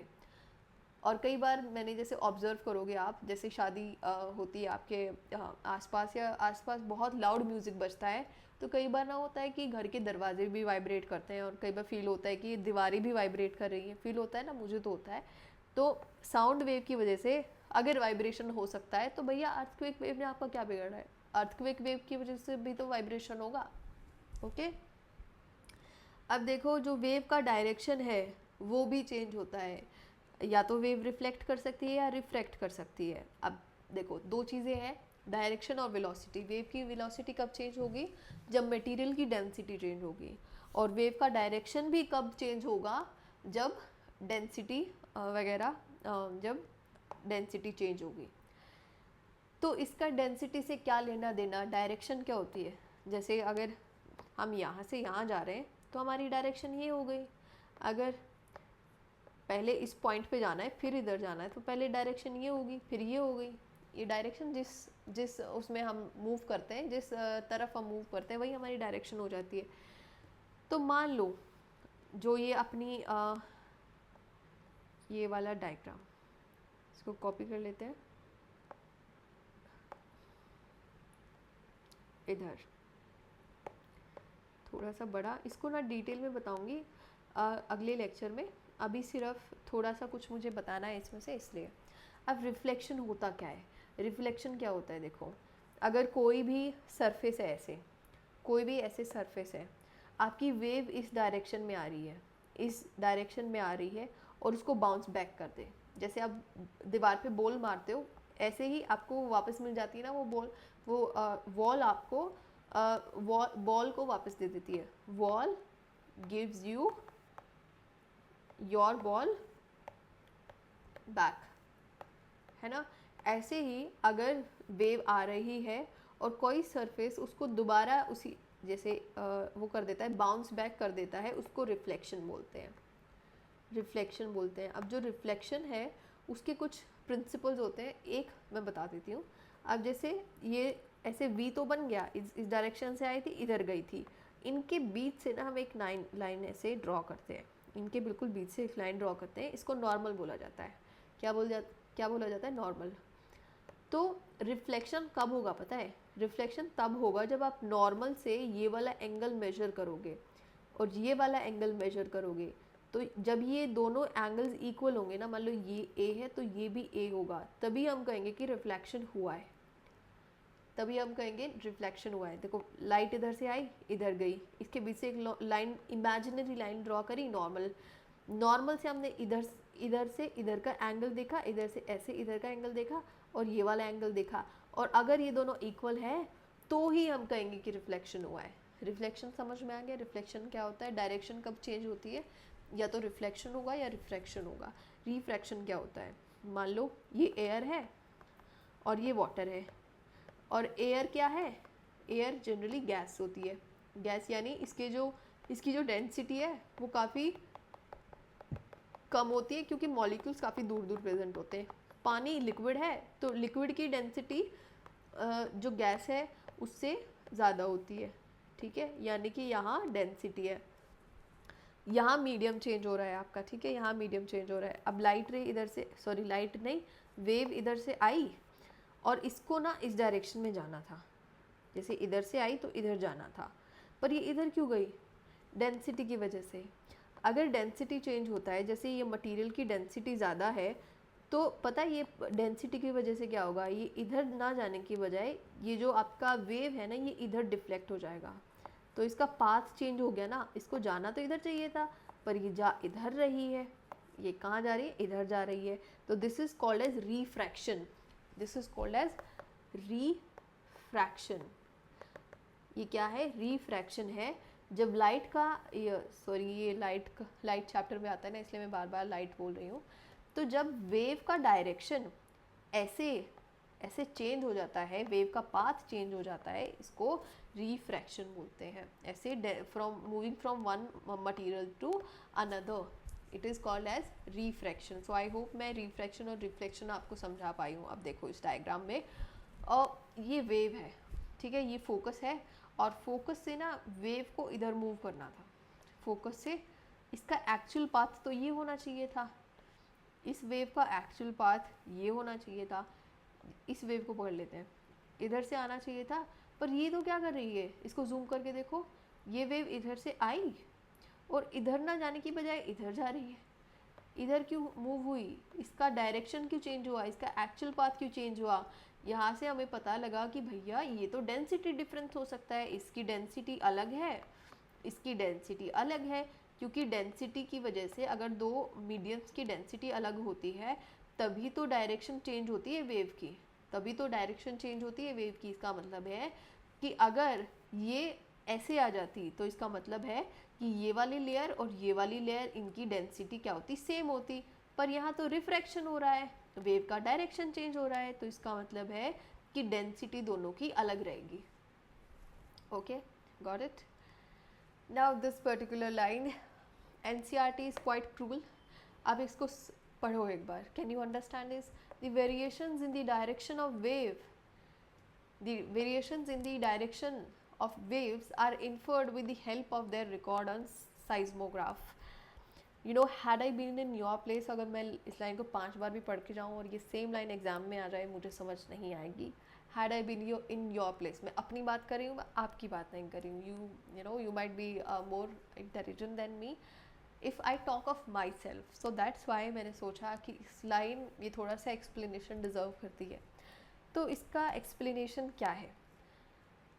देखो, जब अर्थक्वेक आता है ना, तो इसका जो साइज्मिक वेव्स है ये सभी डायरेक्शंस में मूव करती हैं, ये सभी डायरेक्शंस में मूव करती है. साइज्मिक वेव्स पूरे बॉडी में मूव करती हैं. अब साइंटिस्ट ने क्या किया है ना, जगह जगह पे सिज्मोग्राफ लगा दिए, साइज्मोग्राफ लगा दिए, ठीक है, ऐसे साइज्मोग्राफ अटैच कर दिए हैं। तो क्या होता है दैट जैसे जैसे हमारा अर्थ का ये जो ये वेव्स होती हैं, अर्थक्वेक की वेव्स, ये डिफरेंट काइंड ऑफ रॉक्स से पास करती हैं, different kind of density of rock से पास करती हैं। अब देखो ऐसा नहीं है कि अगर रॉक है तो सॉलिड है तो सभी रॉक्स की डेंसिटी सेम होगी। डेंसिटी, डेंस होने का मतलब ये नहीं है कि आप सॉलिड होगे। डेंस होने का मतलब है अरेंजमेंट ऑफ पार्टिकल्स। अगर पार्टिकल्स के बीच में स्पेस बिल्कुल नहीं है तो बहुत ज़्यादा डेंस होगा, अगर पार्टिकल्स के बीच में स्पेस बचा है तो डेंसिटी कम है। तो density is about the space between molecules, density is not about solid liquid gas. Solid liquid gas तो सिर्फ हम एग्जाम्पल देते हैं कि देखो लिक्विड के कंपैरिजन में सॉलिड ज़्यादा डेंस होता है, क्योंकि सॉलिड के जो पार्टिकल्स हैं वो आपस में काफ़ी टाइटली पैक्ड होते हैं। I hope you understand. Just give me 1 minute, मैं पानी पी लूँ थोड़ा सा।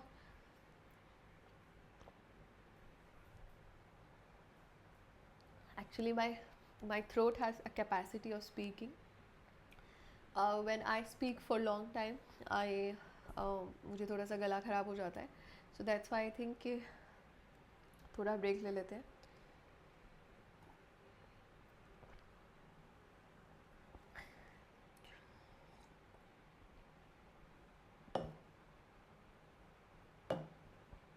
ओके, सो ये देखो मैंने अभी बताया कि हमें डिफरेंट टाइप्स पे डिफरेंट, ये अर्थ है पूरा, वैसे ये अर्थ है, मैंने आपको बताया नहीं, दिस इज़ अर्थ। और अर्थ के सरफेस पे ना साइंटिस्ट ने अलग अलग जगह पर सिज्मोग्राफ लगा रखे हैं, ठीक है। इसको पढ़ने की अब ट्राई करते हैं।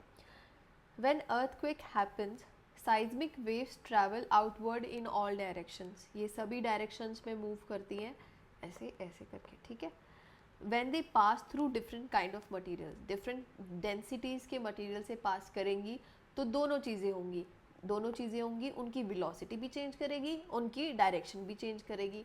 डायरेक्शन मैंने बताया दो टाइप से चेंज कर सकती है, या तो रिफ्लेक्ट हो जाएगी या रिफ्रैक्ट हो जाएगी। वेलोसिटी क्या होगी, या तो वेलोसिटी हाई हो जाएगी या कम हो जाएगी, ठीक है। तो जैसे जैसे वेव्स, अब अर्थ बाहर से और अंदर से सेम तो है नहीं, ऐसा तो नहीं है दुनिया की पित्तल की बनी है और पूरा कॉपर है, ये पूरा कॉपर है, एक ही मटेरियल से बनी है, और ऐसे मतलब सेम तो नहीं है ना। अर्थ के अंदर जो मटेरियल्स हैं उनकी डिफरेंट डेंसिटीज़ है, और डिफरेंट डेंसिटी की होने की वजह से ही जो वेव, अर्थक्वेक की वेव इस अर्थ के अंदर से पास करती है, उसकी वजह से उसकी जो वेलोसिटी और डायरेक्शन दोनों चेंज करती है। तो वेलोसिटी चेंज होने का मतलब है या तो वेलोसिटी कम होगी या वेलोसिटी हाई होगी। और दूसरा बात है डायरेक्शन, अगर डायरेक्शन चेंज होने की बात है तो या तो रिफ्लेक्ट कर जाएगी वेव या रिफ्रैक्ट कर जाएगी। रिफ्लेक्ट रिफ्रैक्ट मैं दोनों आपको बता चुकी हूँ। और जो साइज्मोग्राफ है, साइज्मोग्राफ हमने देख लिया कि ये रिकॉर्ड क्या करता है कि कब कौन सी वेव आ रही है और कितनी स्ट्रेंथ से आ रही है। हाउ स्ट्रॉन्ग का मतलब है वो एम्पलीट्यूड देखा था ना हमने, जिसका ज़्यादा एम्पलीट्यूड होगा उसका ज़्यादा स्ट्रेंथ होगा। तो by comparing records from different seismographs, अब डिफरेंट साइज्मोग्राफ्स रहेंगे, ठीक है, हम इन सब का रिकॉर्ड कंपेयर करेंगे और हम देखेंगे कि भैया देखो इधर तो कोई भी रिकॉर्ड अलग आ रहा है, इधर रिकॉर्ड अलग अलग आ रहा है, इधर रिकॉर्ड अलग आ रहा है, इधर अलग आ रहा है। तो हमने इन चारों का जो रिकॉर्ड है साइज्मोग्राफ कंपेयर किया और हमें पता लगा कि ये तो डिफरेंट प्लेसेस का डिफरेंट साइज्मोग्राफ है। तो इसका मतलब है जैसे अराइवल टाइम इधर जो पी वेव है हो सकता है जल्दी आ गई है, या जो भी है, मतलब साइज्मोग्राफ का जो रिकॉर्ड है वो अलग अलग आ रहा है। सो ये जो अलग अलग रिकॉर्ड है इसकी वजह से हम रिवर्स इंजीनियरिंग करेंगे और हम पता लगाएंगे कि ये जो वेव का पाथ है वो क्या रहा होगा। जैसे इधर देखोगे यहाँ जो सिज्मोग्राफ लगे होंगे ना, ये देखो मैं थोड़ा सा बता देती हूँ, ये पी वेव है, पी वेव यानी प्राइमरी वेव है। जो पी वेव होती है ना, जब पी वेव आती है इधर के साइज्मोग्राफ, ये जो अर्थ है, अर्थ के ये जो इतना सरफेस है ना, यहाँ पे जो साइज्मोग्राफ रखे होंगे ना वो पी वेव को रिकॉर्ड ही नहीं करेंगे, उनमें पी वेव दिखाई ही नहीं देगी, इनमें पी वेव दिखाई ही नहीं देगी। अब साइंटिस्ट ने सोचा भैया इसका रीज़न क्या हो सकता है, इसका रीज़न क्या हो सकता है। इसका रीज़न देखो, पीछे चल के देखो, अगर इधर भी रिकॉर्ड नहीं हो रही है, इधर भी रिकॉर्ड नहीं हो रही है। क्या पी वेव रिकॉर्ड ही नहीं हो रही है इन साइज्मोग्राफ पे जो हमने यहाँ पे लगा रखे हैं इनमें।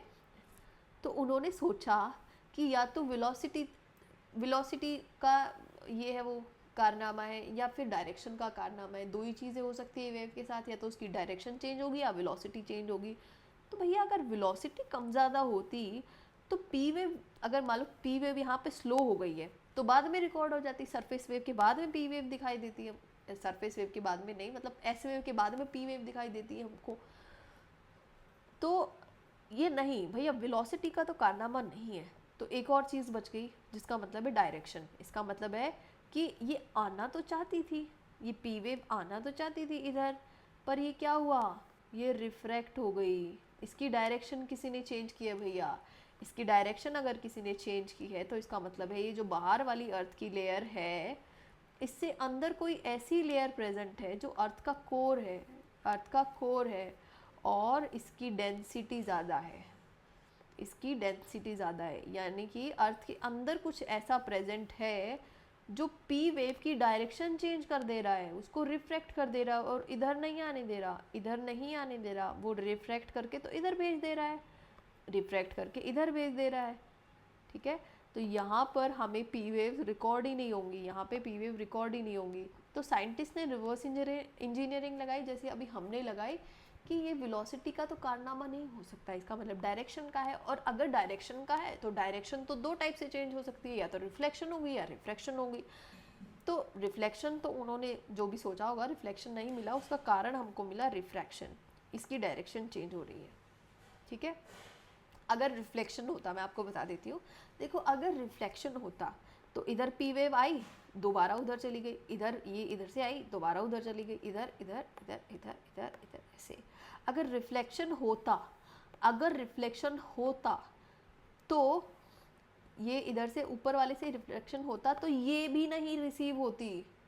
ये कैसे रिसीव होती, क्योंकि यहाँ जो आ रही है वो वापस भाग जा रही है, इधर से वापस, इधर से वापस। रिफ्लेक्शन यही तो होता है, बाउंसिंग बैक, तो उसको बाउंस बैक कर देता है ऐसे ऐसे ऐसे। ये इधर कैसे दिखाई दे रही है, इधर के जो साइज्मोग्राफ्स है इनमें पी वेव्स कैसे रिकॉर्ड हो रहा है, इनमें पी वेव्स कैसे रिकॉर्ड हो रहा है अगर रिफ्लेक्शन हो रहा है तो। इसका मतलब है रिफ्लेक्शन भी नहीं हो रहा। अगर रिफ्लेक्शन हो रहा होता तो कोर तक तो पहुंच नहीं पाती, कोर तक पहुंच ही नहीं पाती कोई भी वेव। ठीक है, अगर इधर आने का मतलब है कि आ तो रही है पर डायरेक्शन चेंज हो रही है, डायरेक्शन चेंज हो रही है, आ रही है, तो इसका मतलब है रिफ्रैक्शन हो रहा है। समझ आया? अगर नहीं समझ आया तो मैं नेक्स्ट या तभी जब भी आप ये वीडियो देखते हो प्लीज़ टेल मी अगर समझ नहीं आया। अब इस लाइन को पढ़ते हैं। The variations in direction of waves are inferred with the help of their record and seismograph. क्या आप समझ आई कि जो वेरिएशंस होती हैं डायरेक्शन में, जो अलग अलग डायरेक्शन है, वेरिएशन इन डायरेक्शन, यानी कि डायरेक्शन ये वेरिएशन ही तो है, जैसे डायरेक्शन में वेरिएशन ही तो है ऑफ वेव्स। कैसे पता लगाते हैं कि डायरेक्शन चेंज हुई है वेव की, हम कैसे पता लगाते हैं, with the help of records of seismograph, with the help of different records of seismograph. Seismograph के रिकॉर्ड्स को खोल के देखते हैं और फिर पता लगाते हैं कि डायरेक्शन कैसे चेंज हुई है। ठीक है, डायरेक्शन कैसे चेंज हुई है। समझ आया? ओके, ये शेडो जोन है, इसको नेक्स्ट थोड़ा सा डिटेल देखेंगे bye, but I hope that you got an idea what I am trying to say. अब ये लाइन आप कभी नहीं भूलोगे, और अब ये लाइन मैं भी कभी नहीं भूलूंगी, that the variation in the direction of waves are inferred कैसे, with the help of their record on seismograph. All right, now let's see propagation. Propagation यानी मूव कैसे करते हैं। प्रोपेगेट करने का मतलब है एक टाइप से मूव करना ऑफ अर्थक्वेक वेव्स। देखो, जैसे जैसे अर्थक्वेक वेव ट्रैवल करती है वैसे वैसे वो जिस भी चीज़ के अंदर अर्थक्वेक वेव ट्रैवल करेगी वहाँ पर वाइब्रेशन कॉज करेगी।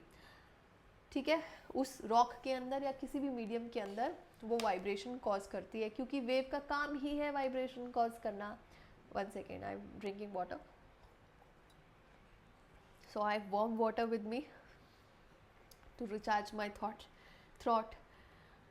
So वैसे तो इलेक्ट्रिसिटी वेव नहीं होती है, electricity is a not wave, electricity is not a wave, electricity is the flow of electrons in a conductor, that is not required.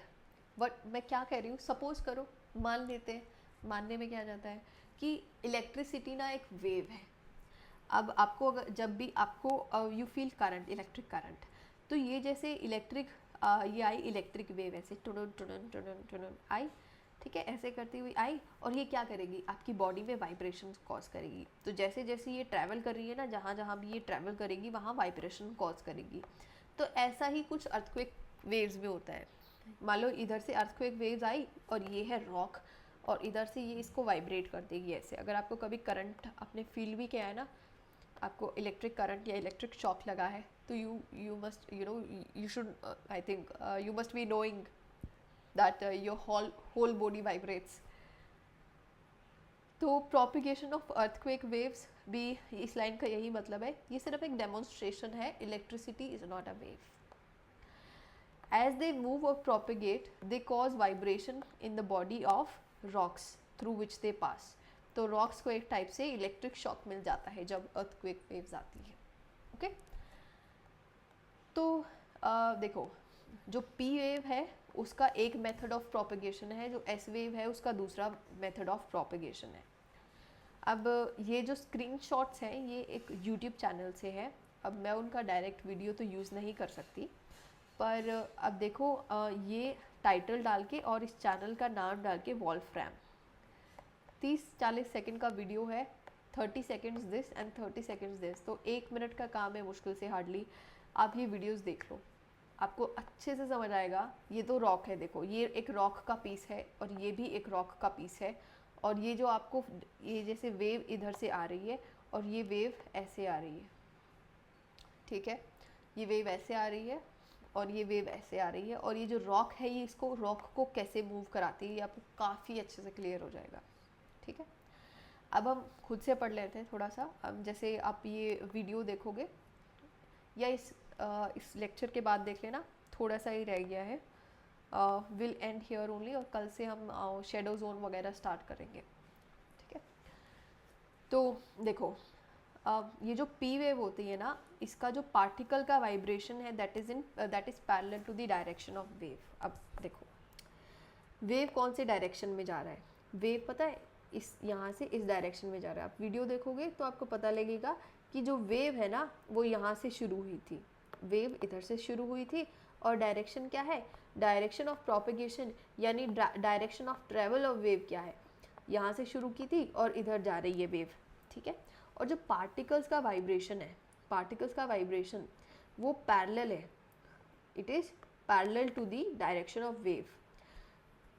देखो वाइब्रेशन का मतलब होता है कुछ तो चेंज होगा आपके अरेंजमेंट ऑफ पार्टिकल्स में। ये छोटे छोटे क्यूब्स जो आपको दिखाई दे रहे हैं ये पार्टिकल है, ये क्या है, पार्टिकल है। इस रॉक के छोटे छोटे पार्टिकल्स हैं, यानी बहुत सारे पार्टिकल से मिलके एक रॉक बनी है। तो इसको इतना जूम कर दिया है हमने कि इसके पार्टिकल्स अलग अलग दिखाई दे रहे हैं।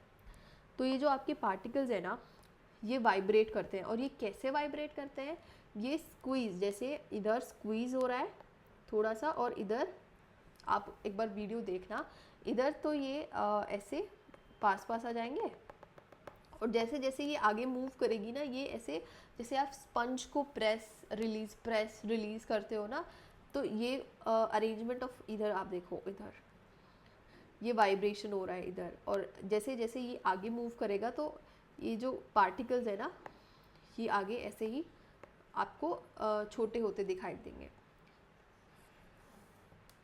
तो जो वाइब्रेशन है वो ऐसे मूव कर रही है। आप एक वीडियो ज़रूर देखना, तभी आपको वाइब्रेशन समझ आएगी कि वाइब्रेशन हो कैसे रही है। So vibration of the particles is parallel, और वाइब्रेशन इस डायरेक्शन में मूव कर रही है। ये जो पार्टिकल्स वाइब्रेट करेंगे ना ये भी इसी डायरेक्शन में वाइब्रेट करेंगे। तो क्या ये दो एरो ब्रह्मांड में कभी भी मीट करेंगी? नहीं, ये पैरेलल है, तो ये पैरेलल हो जाएगा। Direct statement of UPSC prelims, ये प्रीवियस ईयर क्वेश्चन है आपका।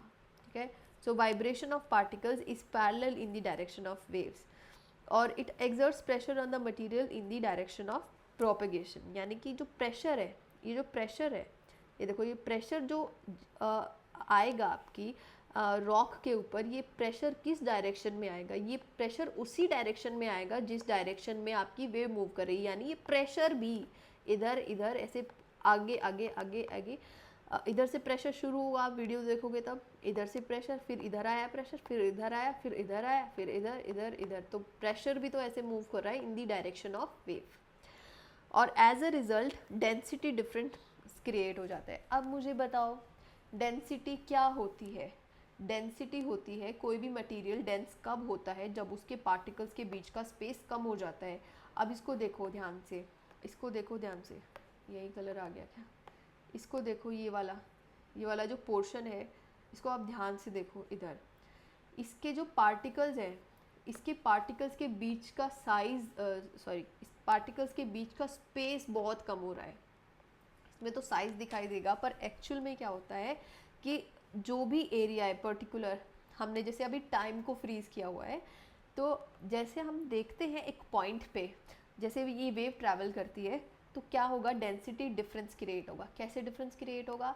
ये वाला जो एरिया है ना, ये वाला, इसके पार्टिकल्स के बीच में स्पेस काफ़ी कम हो गया है, पार्टिकल्स के बीच में स्पेस काफ़ी कम हो गया है, और ये जो पार्टिकल्स हैं इनके बीच में स्पेस अभी भी ज़्यादा है, इनके बीच में स्पेस ज़्यादा है, और इतना जो पोर्शन है ना, इनके पार्टिकल्स के बीच में स्पेस कम हो गया है, यानी कि ये अभी डेंसर हो गए हैं, इनकी डेंसिटी ज़्यादा है, यहाँ डेंसिटी कम है, यहाँ भी डेंसिटी कम है, तो डेंसिटी डिफरेंस क्रिएट हो गया ना, यहाँ ज़्यादा, यहाँ कम, यहाँ ज़्यादा, तो इसको डेंसिटी डिफरेंस बोलते हैं। जैसे कॉन्सेंट्रेशन डिफरेंस होता है, ऐसे ही डेंसिटी डिफरेंस, यहाँ डेंसिटी ज़्यादा, यहाँ डेंसिटी कम, यहाँ कम। ओके, ऑलराइट ऑलराइट, चलो we are moving towards our farewell. अब एस वेव्स की बात कर लेते हैं। तो एस वेव की बात करें ना, तो एस वेव चाहती है भैया कि ये जो रॉक है ना, इसको मैं ऊपर ऐसे 90 डिग्री पे लेके जाऊँ, इसको ऐसे ऊपर, और ये इतनी स्ट्रांग होती नहीं है कि इसको रॉक को बिल्कुल 90 डिग्री पर ऐसे एल शेप पे उठा दे, पर ये चाहती यही है। और अगर जिस दिन इतनी तेज़ वेव आ गई कि उसने ऐसे उठा दिया क्रस्ट को, तो भैया हमारे हरियाणवी में बोलते हैं जयराम जी की, तो सबकी जयराम जी की है, फिर धरती नष्ट है। क्या तबाही होगी अगर क्रिस्टल रॉक ऐसे ऐसे ऊपर वो हो जाती है, अराइज हो जाती है। तो देखो, ये चाहती है क्रिस्टल रॉक ऐसे ऊपर जाए, पर क्रिस्टल रॉक में वेट बहुत ज़्यादा है और वेव इतनी स्ट्रांग नहीं है, तो नीचे आ जाती है। और आप मुझे बताओ, आप एक हाइट से जंप लगाते हो और मिट्टी का सरफेस है, तो क्या आपके पैरों के निशान से थोड़ी सी मिट्टी नीचे धस जाती है ना? तो ऐसे ही ये पहले ऊपर गई, और जैसे अभी नीचे आएगी तो थोड़ा सा और नीचे स्लाइड ऐसे चली जाती है, ठीक है, ऐसे और ऐसे, और इसकी वजह से क्रेस्ट और ट्रफ क्रिएट हो जाते हैं। क्रेस्ट और ट्रफ क्या चीज़ है? क्रेस्ट और ट्रफ देखते हैं, जब हम वेव का डायग्राम बनाते हैं ना, किसी भी वेव का डायग्राम बनाते हैं, तो उसमें 2 पॉइंट्स होते हैं। दिस पॉइंट, ये हाईएस्ट पॉइंट है, इसको क्रेस्ट बोलते हैं, और ये लोवेस्ट पॉइंट है, इसको ट्रफ बोलते हैं, इसको ट्रफ बोलते हैं। तो ऐसे ही तो वेव सा जनरेट हो रहा है। जो अपना क्रिस्टल रॉक है, लिथोस्फेरिक रॉक है, this is a lithospheric rock. Lithosphere का एक छोटा सा पोर्शन लिया है हमने, कैसा दिखाऊं कैसा, ये देखो, ये वाला हमने ये इसको उठाया है, इसको, और इसको हम ऑब्जर्व करें सिर्फ एक को, कि अच्छा भैया इसमें यहाँ से वेव कैसे ट्रेवल करेगी, एस वाली, और ये पी वाली कैसे ट्रेवल करेगी, ठीक है। तो समझ आया कि वो क्यूबॉइड लाइक स्ट्रक्चर क्या है। तो ये क्यूबॉइड लाइक स्ट्रक्चर वो है जो अभी मैंने आपको दिखाया। तो ये ऊपर क्या है, क्रेस्ट है, और नीचे क्या है, ट्रफ है। क्रेस्ट और ट्रफ की बात आएगी तो आपको क्या टिक लगाना है, एस वेव्स। अब देख लेते हैं आपका एनसीईआरटी क्या लिखता है। जो पी वेव को छोड़ के अदर 3 वेव्स हैं वो वाइब्रेट करती है perpendicular to the direction of propagation. अब मुझे बताओ डायरेक्शन ऑफ प्रोपेगेशन क्या है। डायरेक्शन ऑफ प्रोपेगेशन तो ये है, वेव का डायरेक्शन नहीं बताया, डायरेक्शन ऑफ प्रोपेगेशन, यानी कि आप किस डायरेक्शन में मूव कर रहे हो। मान लो आपको ये पॉइंट है, आपको इस पॉइंट पे जाना है, और आप क्या कर रहे हो, इधर जा रहे हो, फिर इधर आ रहे हो, फिर इधर जा रहे हो, इधर इधर, भैया मूव तो फॉरवर्ड ही कर रहे हो ना आप। चाहे मतलब पहले आप इस पॉइंट पे गए हो, फिर इस पॉइंट पे गए हो, फिर इस पॉइंट पे, फिर इस पॉइंट पे, आपकी डायरेक्शन क्या है, आपकी डायरेक्शन तो ये है। आपकी डायरेक्शन क्या है, आपकी डायरेक्शन ये है। तो वेव चाहे ऐसे ऐसे आ रही हो, स्नेक लाइक ऐसे ऐसे ऐसे आ रही हो, पर डायरेक्शन ऑफ प्रोपगेशन तो ये होगा ना, एग्री करते हो? तो इस डायरेक्शन ऑफ वेव से हम जब इस पॉइंट को, इसका एंगल निकालते हैं तो ये परपेंडिकुलर हो गया ना, direction of propagation sorry so this is like इधर एस वेव से ऐसे direction, I am sorry told you, थोड़ा सा मेरे थ्रॉट में प्रॉब्लम रहती है। तो ऐसे ये परपेंडिकुलर यानी ये 90 डिग्री का एंगल बनाता है। डायरेक्शन ऑफ प्रोपगेशन से ये जो पार्टिकल ऊपर गया है ये 90 डिग्री एंगल बनाता है। कहाँ से? डायरेक्शन ऑफ प्रोपगेशन से, डायरेक्शन ऑफ प्रोपगेशन से। ओके ओके, यही लिखा है दैट द वेव्स, जो वेव्स वाइब्रेट करती हैं, ये मैंने रब कर दिया था ताकि कंफ्यूजन ना हो, ये एनसीईआरटी का ही स्क्रीनशॉट है। तो other three waves they vibrate perpendicular to the direction of propagation। direction of propagation के कैसे vibrate करता है? perpendicular vibrate करता है direction of propagation के, ठीक है? ये ऐसे perpendicular, ये perpendicular है, perpendicular को right angle भी बोलते हैं।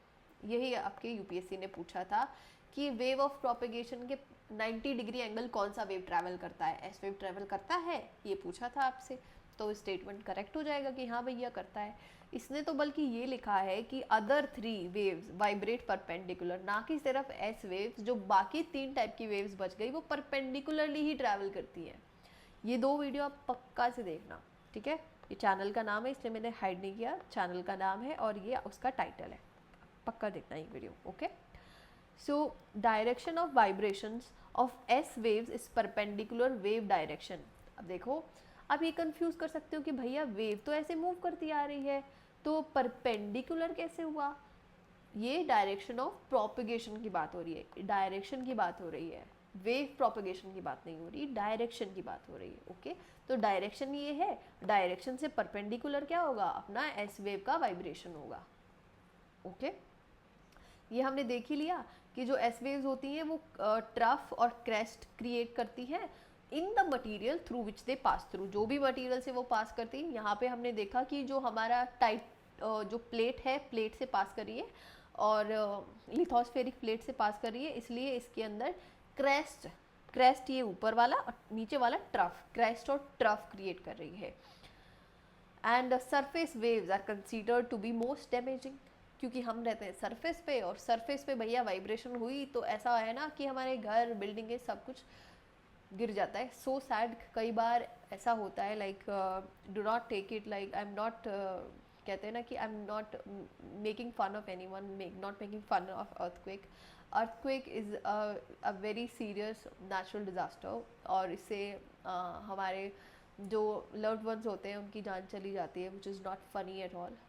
तो हमारे लॉस, फाइनेंशियल लॉस होता है, कंट्री की इकोनॉमी को लॉस होता है, we loss lives, we loss valuable human resource, जिससे हमारी कंट्री का डेवलपमेंट हो सकता था। और जो अगर पर्सनली देखें तो हमारे कई जैसे बहुत ज़्यादा, अब even the place where I live, वहाँ पे, यहाँ पे बहुत ज़्यादा फ्रीक्वेंट अर्थक्वेक्स आते हैं एंड इट्स नॉट फन। जहाँ पे अर्थक्वेक एक बार आता है तब जो जब तब फीलिंग होती है, it's not funny at all. So do not take it lightly or do not think that I am making fun of it.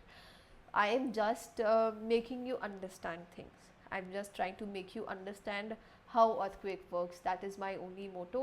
And I really felt my heart feels it feels very, कहते हैं ना, heavy whenever we see earthquake के news. जैसे गुजरात में भुज में बहुत devastating earthquake आया था। सबसे ज़्यादा तो यार ह्यूमन लाइफ इम्पॉर्टेंट होती है, ह्यूमन रिसोर्स, हमारे जो रिलेशंस होते हैं, हमारे रिलेटिव्स होते हैं, कई बार हम उनको खो देते हैं, तो काफ़ी हैवक क्रिएट करता है earthquake. And I wish that everyone be safe and we should also take precautions. हमें देखना चाहिए अर्थक्वेक में हमें क्या एक्शंस लेने चाहिए, स्पेशली जब हम ऐसे साइज्मिक जोन में, जैसे कि मैं एक साइज्मिक जोन में रहती हूँ, तो हमें देखना चाहिए कि हमें अर्थक्वेक पे कैसे रिएक्ट करना है. Okay, so please stay safe, please you should also educate your self, क्योंकि हम अर्थक्वेक पढ़ रहे हैं तो आप अपने आप को एजुकेट भी करिए. आप इवन स्कूल्स में भी ये एजुकेशन दी जाती है कि अगर अर्थक्वेक सडनली आ जाता है तो आपको क्या रिएक्शन करना है. Okay, okay, so that was it. That was about this video, and in next part we'll continue with earthquake और उसके बाद volcanism, and then this chapter will be finished. Okay, and I think this turn थोड़ा सा lengthy भी हो गया ये वाला, but I wanted to explain everything in detail. Okay then, okay, bye.